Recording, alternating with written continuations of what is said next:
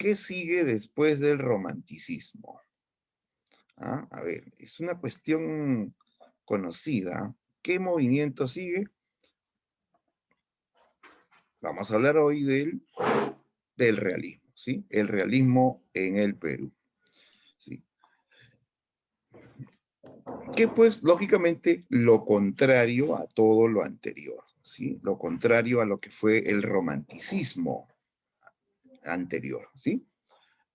¿Se acuerdan de qué hablaban los románticos, no? De qué trataron los románticos, de qué habló el poeta Salaverry, o de qué hablaba Ricardo Palma, ¿no?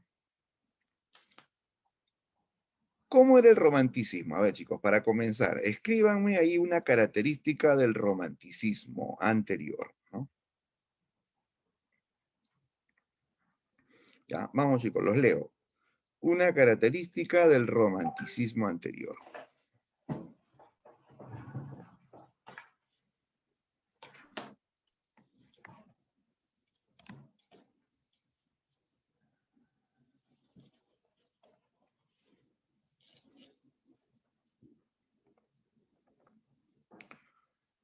Ya, bien, busca la libertad, ¿cierto? Esa es como su filosofía, ¿no? Su esencia, ¿no? La libertad en el arte, ¿no? Bien, Angelina, el culto al yo y el individualismo, o sea, ellos se centran en sí mismos, en su propia imaginación, ¿no? En su propia inspiración, pero se centran en ellos mismos, ¿no? Prácticamente hablan de, de su personalidad, ¿no? Costumbres nacionales, ya en el caso de Palma, ¿no? En las costumbres, sí, rescata las costumbres, correcto. Pero sobre todo costumbres del pasado, ¿no? Mayormente del pasado. No tanto las costumbres actuales, no, del pasado. Le gusta mucho el pasado, ¿no? Claro.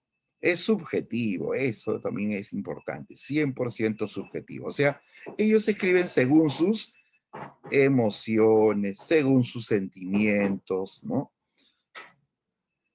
Ya, listo. Bien, entonces, en general, los románticos hablaron de los sentimientos, hablaron del pasado, de las costumbres, eh, usaron mucho la imaginación, pero te das cuenta que no hablaron de la vida real, no hablaron de los problemas, ¿sí? Se despegaron de la realidad, ¿ya? Claro, como se vivió en una época de aparente prosperidad, pensaban que estábamos bien, que todo iba perfecto, ¿no? Pero los realistas le van a demostrar que los románticos vivieron en las nubes. Sí, porque ellos creían que estábamos en una época de prosperidad, de donde todo estaba bien, todo era perfecto, había que tocar temas superficiales nada más, ¿no? Pero ahora ocurre un hecho trágico, chicos, que nos abre los ojos, ¿no? Este movimiento aparece en el Perú luego del hecho más trágico de nuestra historia republicana. ¿Cuál es el hecho más trágico de nuestra historia republicana? El hecho que nos dejó destruidos prácticamente, ¿no?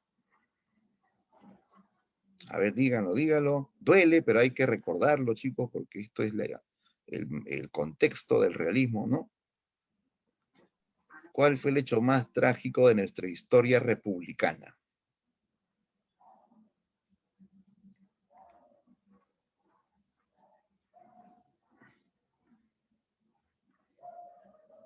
Bueno, han habido varios, ¿no? Pero el más trágico,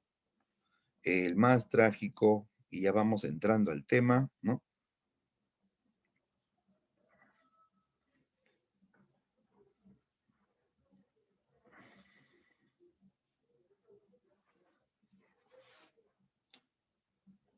Claro, claro, así es. La guerra del Pacífico, la guerra con Chile, donde perdimos, pues, ¿no? Donde nos dejaron, pues, nos dejaron, pues, derribados, ¿no? Mutilados, ¿sí o no? Humillados, con un trauma que hasta ahora le dura mucho, ¿sabes? Sí, la guerra con Chile. La guerra con Chile prácticamente les abrió los ojos a los peruanos para entender que el Perú no estaba bien, ¿no? Que el Perú no era pues un país unido, ni preparado, ni, ni en progreso, como decían en la etapa anterior, ¿no? Perdimos, chicos, perdimos, ¿no? ¿Y por qué perdimos la guerra? ¿Por qué perdimos la guerra, chicos? ¿Qué dicen ustedes? Ustedes que han escuchado esta historia, ¿no? En su curso de Historia del Perú, ¿no? ¿Por qué perdimos la guerra?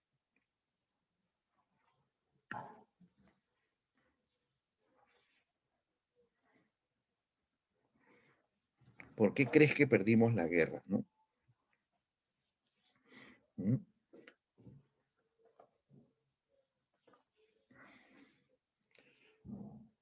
No había suficientes armas.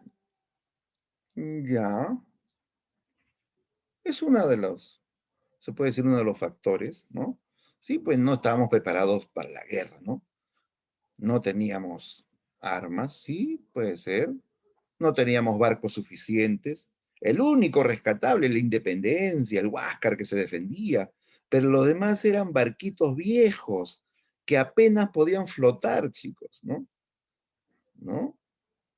Eh, pero hay otros factores más serios, ¿ah? Hay otros factores más serios. O sea, más de fondo, ¿no? Sí, estábamos en crisis, estábamos en bancarrota. Esa prosperidad fue falacio, ¿no? Fue una apariencia, una prosperidad engañosa. Estábamos más bien en quiebra, chicos, ¿no? ¿No? Puras deudas, ¿no? Ya. Y a eso se suma, pues, muchachos, la falta de unidad de los peruanos, la falta de preparación, ¿no? De formación de los peruanos. No éramos una patria unida, no, no. Como suele pasar, pues paramos desunidos, chicos. Nos juntamos solamente cuando juega la selección. Ahí nomás nos juntamos, ¿no? Pero somos desunidos, chicos, ¿no? Por otro lado, quienes combatían en esa guerra mayormente, ¿ah? Eran masas indígenas explotadas, masas indígenas oprimidas, que eran la cola de la sociedad, que los obligaron a luchar, ¿no? ¿No? ¿Qué patria va a defender a un indígena que es explotado, que le quitan su tierra, que lo humillan, que lo discriminan, ¿no? Teníamos gobernantes incapaces, gobernantes ineptos realmente, ¿no? Que nos empujaron a una guerra que en principio no era nuestra guerra, ¿no? Era la guerra de los chilenos y los bolivianos. Y nos involucraron, nos hicieron pues intervenir en esa guerra por un pacto que se había hecho así a escondidas prácticamente, ¿no? Y al final, ¿qué hicieron los bolivianos? Se fueron y nos dejaron solos. Un país que estaba en bancarrota, que desunido, que no tenía armas, que tenía combatientes explotados.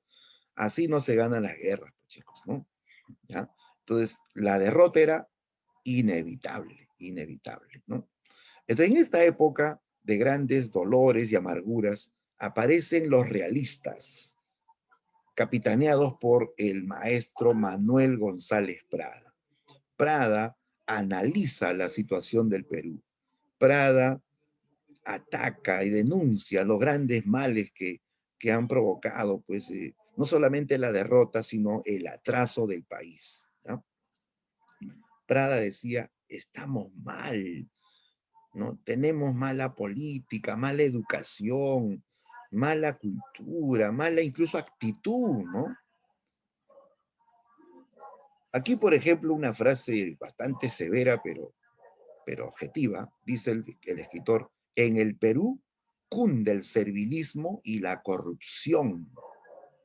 Literatos, abogados, médicos, ingenieros, profesores, militares, policías, etcétera, todos envueltos en la mediocridad y en la actividad miserable de mendigar un título académico para luego robar como miserables políticos. Todos lacayos del enfermo mundo capitalista. En resumen, hoy el Perú es un organismo enfermo. Donde se aplica el dedo, brota el pus. Ah, eso es un remesón, pues, un martillazo en la cabeza, chicos, ¿no? ¿No? O sea, González Prada plantea, pues, que en el Perú, pues, todo está infectado, ¿no? Todo está corrupto, ¿no? Los académicos, los literatos, médicos, ingenieros, profesores, militares, envueltos en la mediocridad de conseguir un título, ocupar un cargo para luego robar, beneficiarse a sí mismo, no pensar en los peruanos, en el país, en los más olvidados, ¿no? Dice por eso que el Perú es un organismo enfermo, donde se pone el dedo salta, pus. O sea, te imaginas, es como un enfermo que está pues, todo canceroso, leproso, todo infectado, ¿no? Así lo veía González Prada al Perú en esos tiempos, porque así era pues la cruda realidad, chicos, ¿no? El Perú estaba sumido en la corrupción y el servilismo. Servilismo se refiere al hecho de que el peruano, y no solamente los indígenas, ¿ah? El peruano en general tiene esa actitud de, de agachar la cabeza, ¿no? De ser sumiso, ¿no? De, de sentirse menos que los demás, que los extranjeros, ¿sí o no? ¿Sí o no? Es así, pues chicos. No solamente los indígenas son sumisos y agachan la cabeza ante su patrón y dicen, sí, patroncito. No, no, no. En general, ¿no? Es una actitud que se ha contagiado a todos, a muchos peruanos. Por ejemplo, vamos a tener un caso, ¿no? ¿Qué pasa cuando va a jugar la selección peruana, a ver, digamos, contra Brasil o contra Argentina? Jugará este sábado el Perú contra Brasil. ¿Qué dice todo el mundo?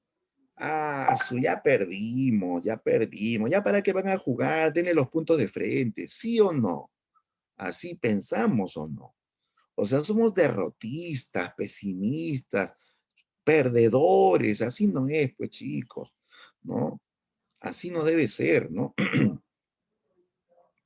¿No? González Prada decía, la columna vertebral del peruano tiende a inclinarse hacia adelante. O sea, eso es servilismo, sentirse inferior, ser muy sumiso, en fin. Eso había que desterrarlo, porque así no crece un país, chicos, ¿no? Entonces, eh, esta es la época de la crítica, ¿ya? Esta es la época de la crítica contra los grandes males no solamente de la clase gobernante, sino de toda la nación, ¿ya? Bien, vamos entonces a hablar de las características del realismo peruano. Ya bueno, ahí tenemos la época de la guerra. Es una época de sentimientos encontrados, chicos. Una época de derrotas, ¿sí? De humillaciones también, pero también de grandes sacrificios, de grandes héroes. A mí me emociona, por ejemplo, la intervención de Grau, ¿no? Grau, que fue un caballero hasta con los enemigos, ¿no? O el sacrificio de Bolognesi, ¿no? O sea, hubo grandes momentos también de heroicidad, de entrega que nos llenaron de orgullo, ¿no? Pero también fue una época de grandes dolores, ¿no? De eh, grandes pérdidas, ¿no? Bien, entonces vayamos a la definición y características del realismo. El realismo como movimiento literario comenzó en Francia, ¿ya? Comenzó en Francia a mediados del siglo XIX, con grandes escritores como Stendhal, Balzac, Flaubert, luego se mudó a Rusia, ¿no? Donde destaca Dostoyevsky, el autor de Crimen y Castigo, ¿no? ¿Ya? Entonces, toda esa literatura viene de Europa, pues chicos, comienza en Francia y luego va a llegar al Perú, se va a desarrollar en el Perú desde los inicios, o perdón, desde los años finales de la Guerra del Pacífico, ¿ya? Nace en los últimos años de la Guerra del Pacífico y dura hasta la primera década del siglo XX, ¿ya? Surge como una literatura de análisis, de acusación, de crítica, ¿ya? Había llegado el momento de hablar de la realidad, ya no del pasado, ya no de la fantasía, del amor, de la naturaleza, ya no de las mariposas, sino hablar de la realidad, ¿no? Era el momento de hablar de la realidad. El Perú estaba destruido, había que reconstruirlo, ¿no? Ya, características entonces del realismo. una cuestión lógica, ellos se oponen a los románticos, ¿no? Rechazan ese intimismo, o sea, ese sentimentalismo de los románticos. Rechazan ese pasadismo. Hablar del pasado, no, ¿para qué del pasado? Hablemos del presente, proyectémonos al futuro, ¿no? Esa es la consigna de los realistas, ya no los románticos, ¿no? Dos, los realistas van a asumir una postura bastante analítica. Ellos usan las obras para transmitir ideas, ya no sentimientos, ideas sobre cambios, ¿no? Cambios sociales y cambios morales incluso en el país. Los temas de ellos son sociales. Ellos te van a hablar de el problema del indígena explotado, el problema de los obreros, incluso de la mujer que estaba marginada en esa época, la mujer que no podía eh, tener una profesión, que no podía votar, que no podía ir incluso a educarse simplemente, ¿no? Entonces, se va a hablar de los problemas sociales y morales, ¿no? Morales. O sea, la corrupción básicamente, pues, ¿no? La corrupción moral. Vivíamos en un país donde había mucha corrupción moral sobre todo en la clase dirigente o gobernante, ¿no? En los políticos, pues, ¿no? Tú ya sabes, pues esto no es novedad, chicos. Durante generaciones hemos vivido en medio, pues, de la corrupción de la clase política, ¿no? Y ya algunos ya se han acostumbrado, ya les parece normal, se quedan callados, ¿no? Ante la corrupción, ¿no? Entonces, ellos van a censurar esa corrupción moral de la clase gobernante de nuestro país, ¿no? ¿Qué más? Estos escritores son tan críticos que también van a atacar eh, la influencia española, ¿ya? Es antihispánico. El realista es antihispánico, ataca lo español, ¿ya? ¿Por qué? Porque ellos, en base a sus estudios, en base a sus análisis, habían llegado a la conclusión que los grandes vicios que tenía el Perú venían de los españoles. Claro, a ver, ponte a pensar, ¿no? ¿Quiénes eran mayormente los ociosos? ¿Los incas o los españoles? Los españoles, ¿sí o no? ¿Quiénes eran más los que tenían esta costumbre de la ladronería, ¿no? De robar, ¿no? ¿No? De enriquecerse ilícitamente. Los españoles, pues así, mayormente, ¿no? Todo hay excepción, pero mayormente era así, pues, chicos. En el incanato, ¿te acuerdas? Tenían sus leyes morales. Amasúa, Amaqueya, Mayuya. O sea, no seas ladrón, no seas ocioso, no seas ni siquiera mentiroso, ¿no? Tenían y sus reglas eran bien rígidas, ¿ah? Así mantenían el orden en la época incaica, ¿no? Pero aquí con la invasión española pues viene todos estos vicios de la ladronería, la corrupción, ¿no? El ocio, en fin, ¿no? Entonces los que decían eso por eso, que los grandes vicios que tenía el Perú habían llegado con los españoles, ¿no? Entonces ellos serían antihispánicos, antihispánicos. También van a criticar incluso la influencia literaria española. Y basta de copiar lo español, miremos otra literatura, ya no España. Entonces eran anti-españoles, ¿no? También eran anticlericales, o sea, atacaron a la Iglesia Católica, ¿ya? Atacaron a la Iglesia Católica. Sí, esto ya era pues, una actitud polémica, ¿no? Irreverente, ¿no? Pero digamos que también tenía sus motivos. ¿Por qué atacaron a la Iglesia Católica? Porque, mira, en esa época, por un lado, la educación estaba pues bajo el control de la Iglesia Católica.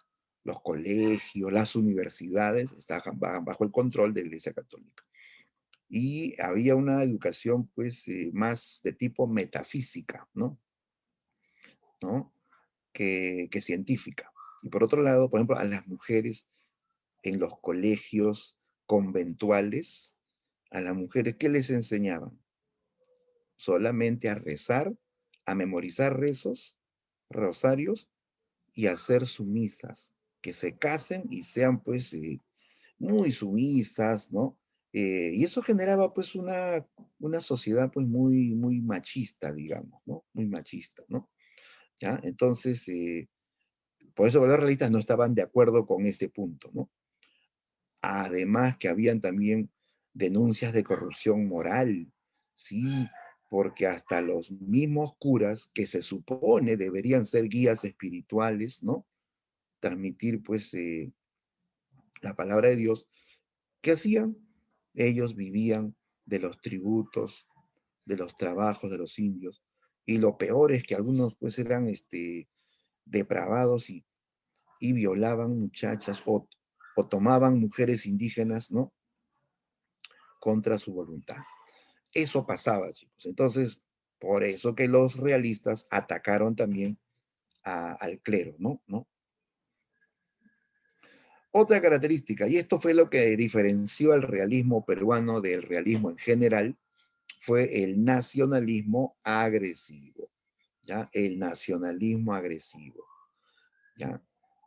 O sea, el, el patriotismo, el amor a la patria y al mismo tiempo el rencor a Chile.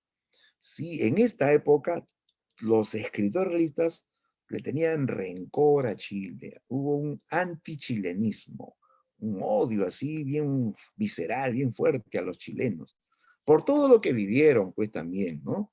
Ya imagínate, pues, que ellos estuvieron ahí, pues, ¿no? Vieron la invasión hasta Lima. Los chilenos se quedaron en Lima, pues, buen tiempo, hicieron lo que quisieron, ¿ah? Sí, arrasaron con todo, saquearon, incendiaron, violaron mujeres. Eso no se dice muchas veces, pero eso pasó, pues, chicos. Violaron a muchas mujeres, ¿no? Fue humillante, pues, ¿no? Por eso surge esta actitud antichilena, pues, ¿no? De, de, de incluso vengar la ofensa, de recuperar los territorios perdidos, ¿no? De hacer la revancha. Esa era la actitud de los realistas de esa época, por todo lo que les tocó vivir. Bueno, ahora ya no vamos a estar pues con ese odio, chicos, no hay que vivir con odios, ¿no? No hay que estar mirando el pasado con odio, no, no, así no se puede avanzar tampoco, chicos, ¿no? De repente no se olvida, pero ya pues tenemos que enterrar eso, ¿no? Ya hay otros problemas que atender más bien, hay cosas serias que atender actualmente, ¿no? No vas a estar pensando pues en ir a hacerle la guerra a los chilenos, en vengarte a los chilenos, ya no, no.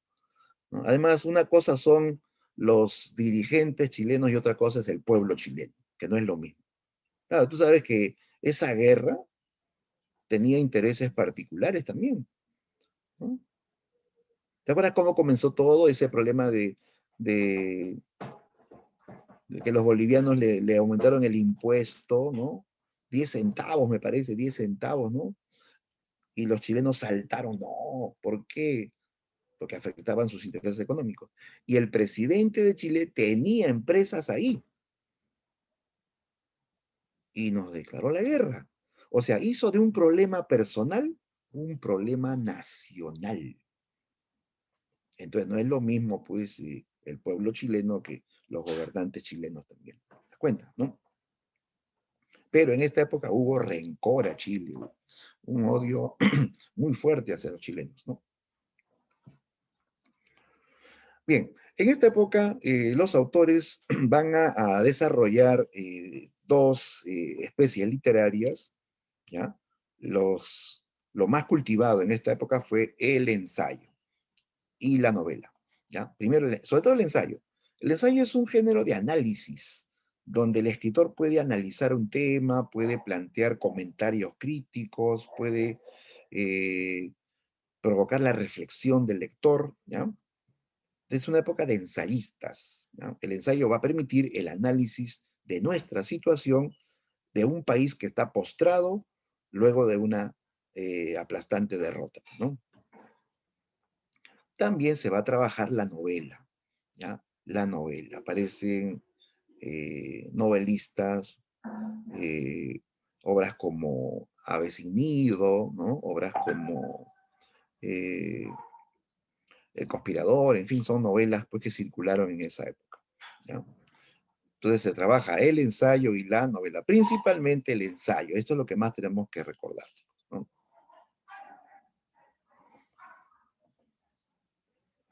Y el objetivo. El objetivo final es renovar al país.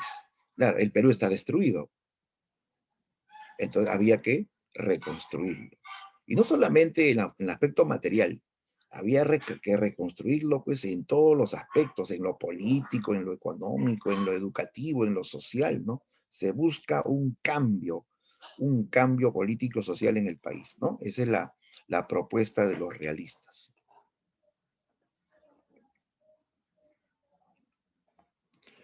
Muy bien. Antes de pasar a este punto, eh, quería enfatizar un punto. Cuando hablamos de los temas sociales en esta literatura, un tema clave ahí fue la defensa del indio. La defensa del indio. La clase social más explotada y olvidada del Perú era el pueblo indígena. Los indígenas seguían siendo explotados, ¿no? Los realistas van a denunciar eso. El indígena sigue siendo explotado en nuestro país.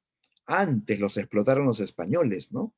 En la etapa colonial. Y ahora los explotaban las autoridades, ¿no? Aparte de los gamonales, los explotaban los jueces, los gobernadores, hasta los curas explotaban al indígena, ¿no? Había llegado la hora de defender al indígena, de reivindicar sus derechos ancestrales, no de ahora, sino de mucho tiempo atrás, porque los indígenas fueron los dueños del Perú antes que vengan los españoles, ¿sí o no? Claro, y sin embargo eran vilmente explotados, eran eh, los más pobres de todo el país, eran los más humillados, los más discriminados, ¿no? ¿Y quiénes lucharon en la guerra con Chile mayormente? Quienes lucharon mayormente fueron los indígenas, masas indígenas, ¿sí? Los indígenas pusieron el pecho por el Perú, lo dieron todo, hasta la vida. ¿Y qué dio el Perú por los indígenas? Explotación, engaño, humillación. Había llegado la hora de defender al indígena, de, de reclamar por sus derechos ancestrales, ¿ya? No de esa época, no, de tiempo atrás, porque el indígena es explotado desde la colonia, ¿no? ¿Ya? Entonces aparecen autores muy nacionalistas que van pues, a plantear esta defensa del indio. Ahí tenemos a los representantes. En primer lugar, el líder de este periodo fue don Manuel González Prada, ¿no? Él va a ser el que va, digamos, a, a guiar a esta generación realista. Otro representante, Abelardo Gamarra, autor de 100 años de vida perdularia. Está la escritora cusqueña Clorinda Mato de Turner, autora de Aves sin nido, una gran novela, ¿no? que justamente va a hablar de la explotación del indio en la sierra peruana, ¿no? También tenemos a Mercedes Cabello, otra gran escritora. Escribe la obra El Conspirador, que fue una célebre novela peruana, que tiene algo, un aire de Madame Bovary, de Gustavo Flaubert, ¿no? Amalia Puga de Lozada, autor del Jabón de Hiel. Teresa González de Fanning, autora de Ambición y Negación, la novela Ambición y Negación, ¿ya? Ellos son los principales realistas en el Perú. A ver, ¿te has dado cuenta? Hay algo que llama la atención. A ver, ¿qué te llama la atención en esta lista de escritores? A ver, ¿quién lo nota? ¿Quién lo nota? ¿Qué llama la atención en esta lista de escritores?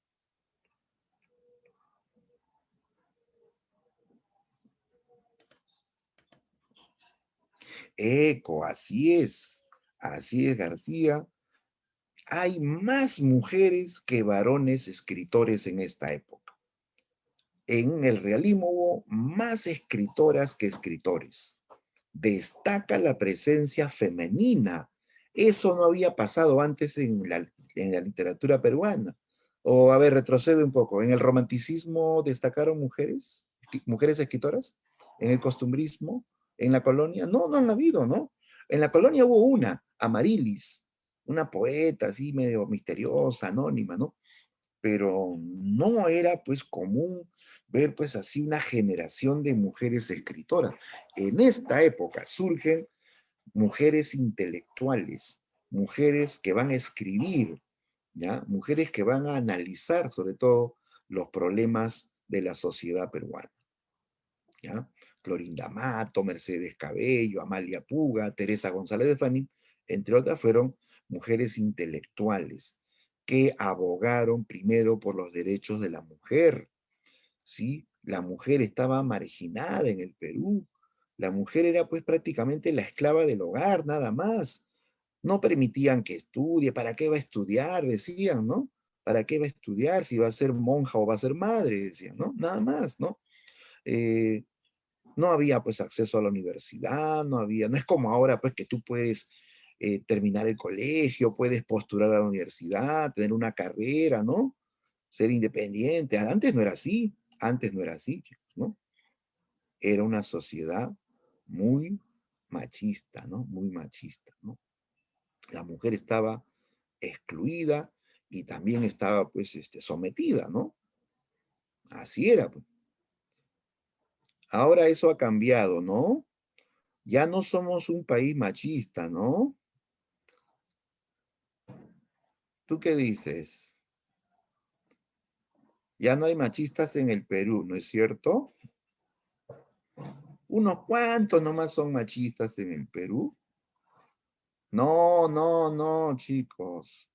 El Perú es un país machista.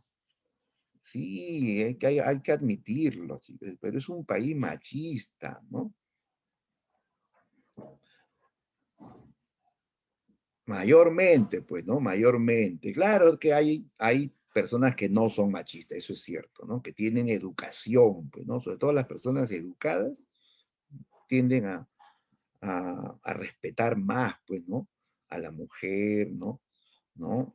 A los valores, sí o no. Pero, pues, mayormente vivimos en una sociedad machista, ¿no? Entonces, en esa época, imagínate, era más fuerte. Pues en esa época la mujer no tenía derecho a la educación, no tenía derecho a opinar, nada. Pero a pesar de eso, surge, mira, esta generación de mujeres intelectuales que defendieron a la mujer, que hablaron de la realidad nacional, ¿no? Que sobre todo impulsaron mucho la educación. Gracias a estas escritoras, a estas intelectuales, la mujer comenzó pues a tener acceso a la educación, comenzaron a respetar sus derechos, ¿no? Porque ha sido así, pues en base a luchas ha sido, no ha sido pues cosa de que se le ocurrió al gobierno, ¿no? No, no, ha sido en base a luchas, ¿no? A, a esta labor intelectual, ¿no?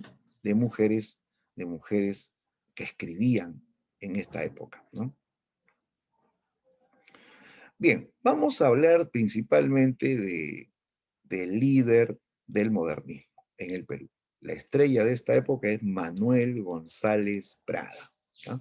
Manuel González, un escritor muy polémico, más que un escritor fue un pensador político, ¿no? Un pensador político, muy crítico, muy severo, pero muy lúcido a la vez, ¿no?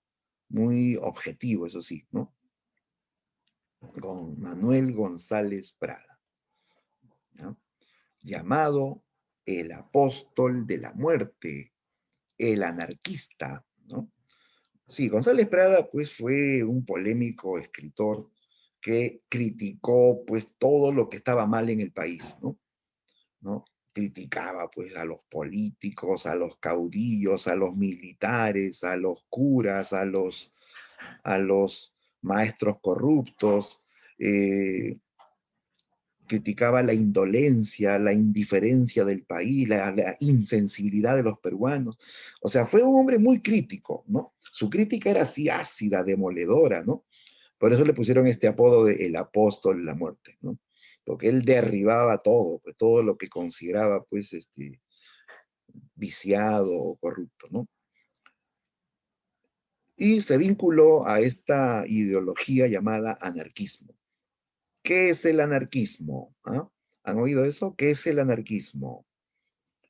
Hay chicos rebeldes que se ponen la A en su pantalón, ¿no? Soy anarquista, dice, ¿no? Pero de repente no sabe qué es anarquismo, ¿no?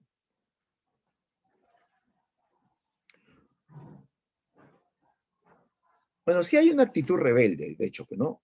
El anarquismo es una ideología revolucionaria, miren, que plantea la abolición del Estado, ¿ya? Es anular el Estado. ¿Por qué? Porque consideran pues que como todo está pues infectado, corrupto, no debería haber Estado, no a los gobernantes. Así planteaba González Prada, ¿no? El anarquismo consiste en la abolición del Estado. No gobernante ni gobernado incluso. Todos libres, libertad para todos, ¿no? Que la libertad los haría fuertes, ¿no? ¿Ya? Esa es la prédica de los anarquistas, ¿no? Que venía desde Europa, ¿no? Y él lo abraza y lo divulga, ¿no? Bien, González Prada nació en Lima en una familia aristocrática. Claro, él era de una familia muy acomodada, ¿no? Descendiente de españoles, y él se avergonzaba de eso, ¿sí? Se avergonzaba de su ascendencia española, ¿no? Por todo lo que él pues había notado, por todo lo que trajeron los españoles, ¿no? Él fue un antihispánico, fue un antihispánico, ¿ya? Chicos, un segundo, un segundo.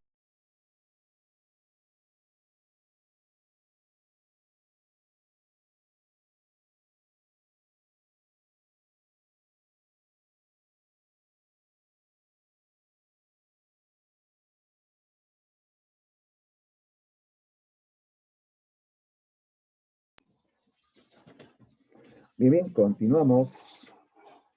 Y entonces nació en una familia aristocrática, nació en cuna de oro, claro.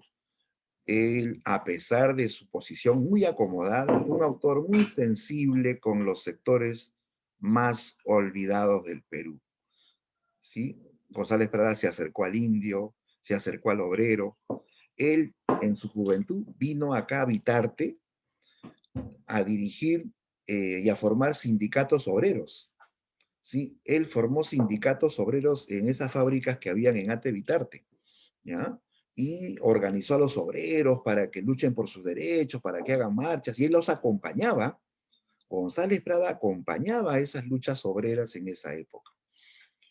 Era un intelectual, digamos, comprometido con los sectores sociales más pues, oprimidos, más olvidados, más explotados en el país, ¿ya? Así era González Prada. Eso ya no se ve ahora, chicos, ¿no? O cuando has visto a Vargas Llosa haciendo una marcha, ¿no? Acompañando a la juventud que protesta. No, más bien ahora habla tonterías, ¿no? Es un gran escritor, pero políticamente no pasa nada, ¿no? No, no. Entonces, el intelectual era así, pues, era así, ¿no? ¿No? Era comprometido con los sectores más oprimidos del país, ¿no? Estudió en San Marcos, donde ya manifiesta abiertamente su actitud anticlerical, donde ataca a la Iglesia Católica, ¿no? En su juventud también se dedicó a la agricultura. Bueno, él tenía padres hacendados, adinerados, ¿no? Él hacía experimentos científicos. A él le gustaba mucho la ciencia, ¿ya? Ahí se ve que él tenía esta filosofía llamada positivismo. El positivismo es la filosofía que le rinde culto a las ciencias, a la ciencia. Y él fue una investigadora. Él hizo experimentos científicos en el campo de la agricultura, ¿ya? De la agricultura.